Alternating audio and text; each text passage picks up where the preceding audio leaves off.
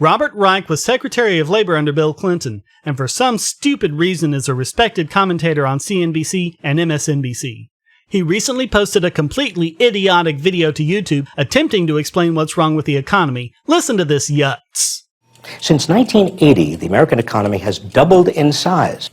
But adjusting for inflation, most people's wages have barely increased. Where did all that money go?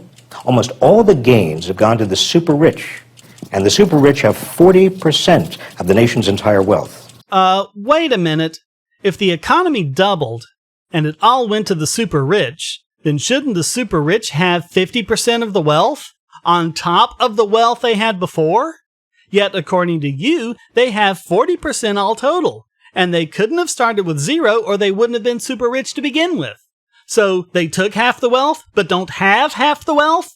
I think that's a basic math fail. Yet people continue to listen to this moron without any criticism at all.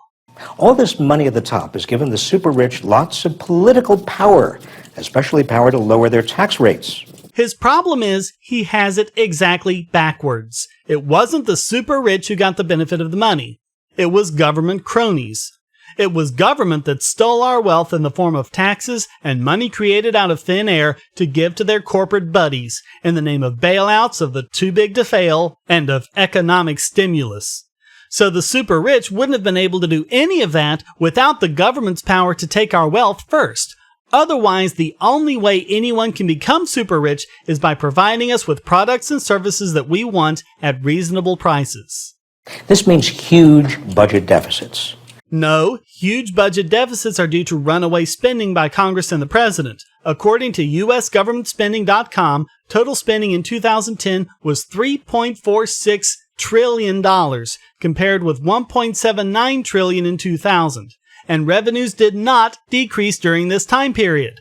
We have a deficit because the increase in government spending has outpaced the increase in government revenues. All of this government spending and the taxation and debt and money creation the government has had to do to pay for it makes us all poorer while their cronies get richer. Public services are being cut at all levels of government. Our kids are being crowded into classrooms with more and more other children. Is he insane or just lying through his eye teeth? Government spent $10,259 per student in 2010, according to the Census Bureau, whereas the average private school tuition is only $8,549, according to the U.S. Department of Education's Digest of Education Statistics. Anyone who tells you the government spending on education is too low is either ignorant or making excuses. The vast middle class, unable to borrow as it could before, no longer has the purchasing power needed to get the economy growing again. Oh, right, so I guess the solution to all this debt is more debt?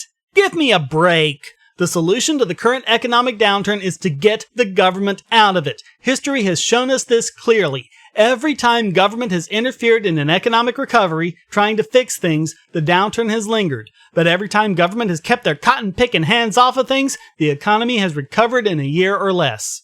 Where are all the jobs we were promised by the big auto bailouts? Where is the recovery in housing prices we were promised by the stimulus? What do we actually have to show for the trillions upon trillions of dollars government has taken from us to try and fix this mess?